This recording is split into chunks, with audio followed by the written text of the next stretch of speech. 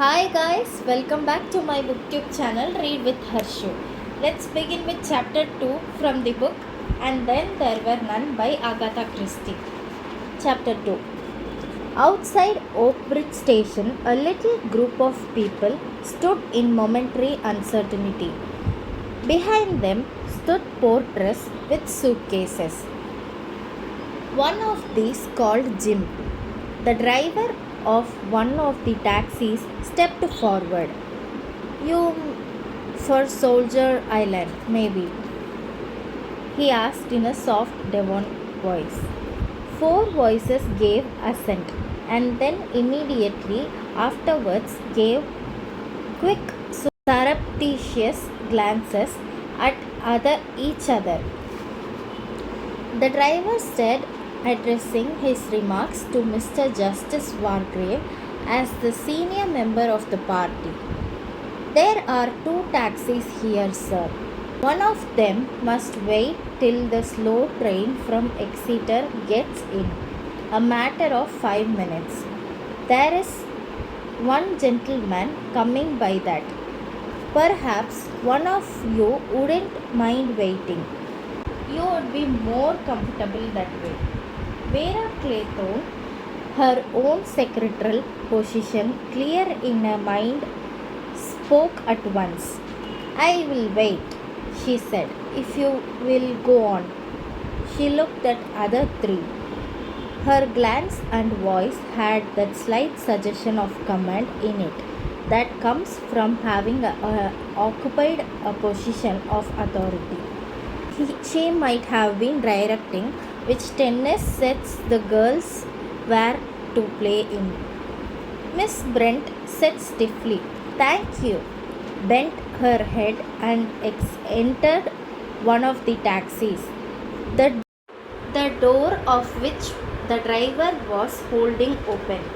Mr. Justice Wargrave followed her. Captain Lombard said, "I will wait with Miss Clayton," said Vera. "My name is Lombard, Philip Lombard." The portress were piling luggage on the taxi. Inside, Mr. Justice Wargrave said with due legal caution, "Beautiful weather we are having." Miss Brent said, "Yes, indeed." A very distinguished old gentleman, she thought to herself, quite unlike the usual type of the man in the seaside guest houses. Evidently Mrs. or Miss Oliver had good connections. Mr. Justice Wargrave inquired, "Do you know this part of the world well?" "I have been to Cornwall and to Torquay, but this is my first visit to this part of Devon," the judge said. "I also am unacquainted with this part of the world." The taxi drove off. The driver of the second taxi said, "Like to sit inside while you are waiting?" Vera said decisively, "Not at all." Captain Lombard smiled. He said, "That sunny wall looks more attractive, unless you did rather go inside the station." "No, indeed. It is so delightful to get out of that stuffy train," he answered. "Yes, travelling by train is rather trying in this weather," Vera said conventionally. "I do hope it lasts, the weather. I mean, our English summers are so treacherous."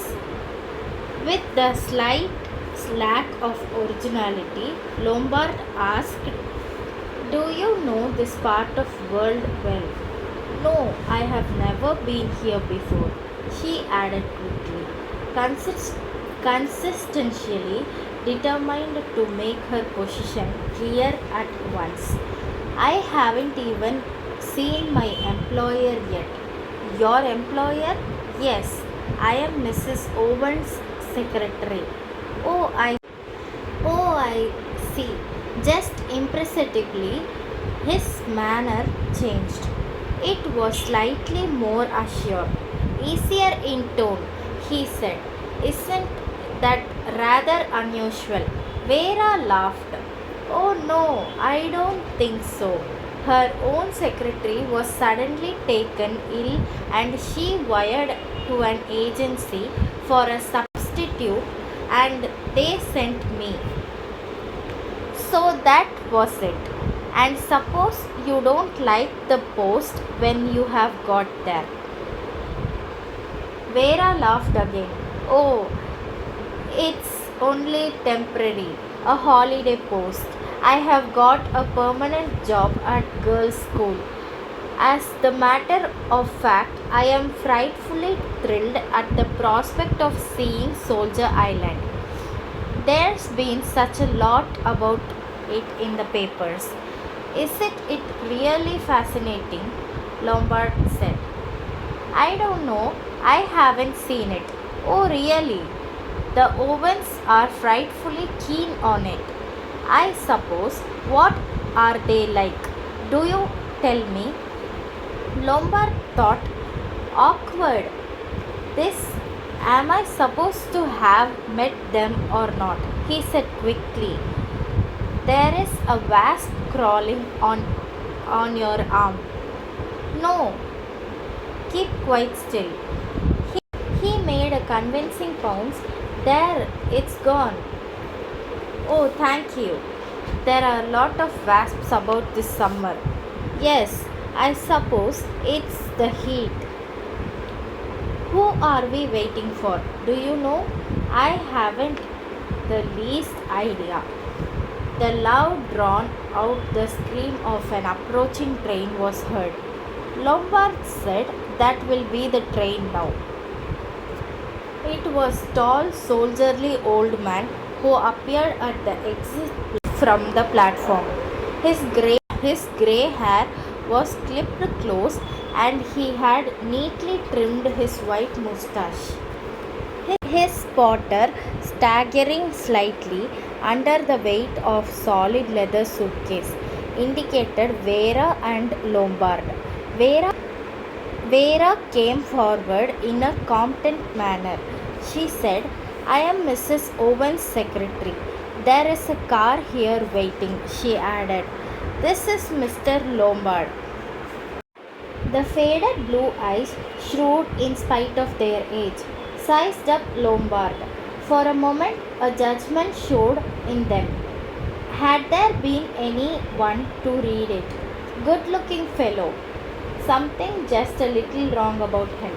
The three of them got into the waiting taxi. They drove through the sleepy streets of Little Oak Bridge and continued about a mile on the main Plymouth Road. Then they plunged into maze of cross-country lanes, steep, green and narrow. General MacArthur said, "Don't know this part of Devon at all. My little place is in East Devon, just one on the borderline of Dorset." Vera said, It really is lovely here. The hills and the red earth and everything so green and luscious looking." Philip Lombard said critically, "It's a bit shut in.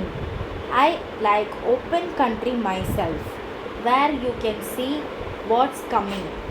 General MacArthur said to him, "You have seen a bit of world, I fancy." Lombard shrugged his shoulders despairingly. "I have knocked about here and there, sir." He thought to himself, "He'll ask me now if I was old enough to be in the war. These old boys always do." But General MacArthur did not mention the war. Scene 2. They came up over a steep hill and down a zigzag track to Sticklehaven, a mere cluster of cottages with a fishing boat or two drawn up on the beach. Illuminated by setting sun, They had their first glimpse of Soldier Island jutting up out of the sea to the south. Vera said, surprised, "It's a long way out."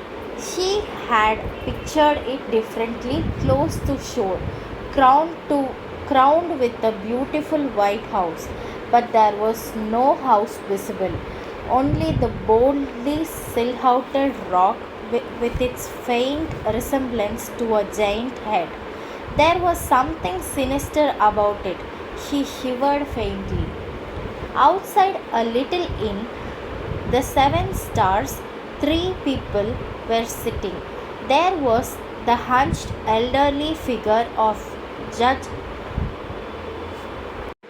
the upright form of Miss Brent, and the third man, a big bluff man, who came forward and introduced himself.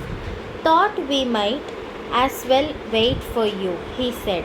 "Make one trip of it. Allow me to introduce myself. Name's Davis, Nathal. South Africa's my Nathal spot. Haha." He laughed breezily. Mr. Justice Wargrave looked at him with active malevolence. He seemed to be wishing that he could order the court to be cleared. Miss Emily Brent was clearly not sure if she likes colonials. "Anyone care for a little nap before we embark?" asked Mr. Davis hospitably. Nobody assisting to this proposition, Mr. Davis turned and held up a finger. "Mustn't delay then. Our good host and hostess will be expecting us," he said. He might have noticed a curious constraint came over the other members of the party. It was as tough as the mention of their host and hostess had a curiously paralyzing effect upon the guests. In response to Davis's beckoning finger, a man detached himself from a nearby wall against which he was leaning and came up to them. His rolling gait proclaimed him as a man of the sea. He had a weather-beaten face and dark eyes with slightly effusive expression. He spoke in a soft Devon voice. Will you be ready to be starting for the island? Ladies and gentlemen, the boat is waiting. There is two gentlemen coming by the car." But Mr. Owen's orders was not to wait for them, as they might have arrived at any time. The party got up. Their guide led them along a small stone jetty. Alongside it, a motorboat was lying. Emily Brent said, "That's a very small boat." The boat's owner said persuasively, She is a fine boat, that, ma'am. You could go to Plymouth in her as easy as winking." Mr. Justice Wargrave said sharply, "There are good many of us." "She did take double the number, sir," Philip Lombard said in a very pleasant, easy voice. "It's quite all right. Glorious weather. No swell." Rather doubtfully, Miss Brent permitted herself to help in the boat. Others followed suit. There was as yet no fraternizing among the party. It was as though each member of it was puzzled by their other members. They were just about to cast loose when their guide paused, boat hook in hand. Down the steep track into the village, a car was coming. A car so fantastically powerful, so superlatively beautiful, that it had all the nature of an apparition. At the wheel sat a young man, his hair blown back by the wind. In the blaze of the evening, he looked not a man, but a young god. He, a hero god out of some northern saga. He touched the horn. A great roar of sound echoed from the rocks of the bay. It was a fantastic moment in it. Anthony Marston seemed to be something more than mortal. Afterwards, more than one of those present remembered that moment. Scene 3. Fred Narcott sat by engine thinking to himself that this was queer lot. Not at all his idea of what Mr. Owen's guests were likely to be. He had expected something altogether more classy. Talked up women and gentlemen in yachting costume, and all very rich and important looking. Not at all like Mr. Elmer Robson's parties. A faint grin came to Fred Narcott's lips as he remembered the millionaire's guest. That had been a party, if you like, and the drink they got through. This Mr. Owen must be very different sort of gentleman. Funny, it was, thought Fred, that he had never yet set eyes on Owen, or his muses either. Never been down here, yet he hadn't. Everything ordered and paid for by that Mr. Morris. Instructions always very clear and payment prompt. But it was odd, all the same. The papers said there was some mystery about Owen. Miss Narcott agreed with them. Perhaps, after all, it was Miss Gabrielle Turn who had bought the island. But that theory departed from him as he surveyed his passengers. Not this lot. None of them looked likely to have anything to do with a film star. He summoned up dispassionately. One old maid, the sore kind, he knew them well enough. She was a Tartar, he could bet.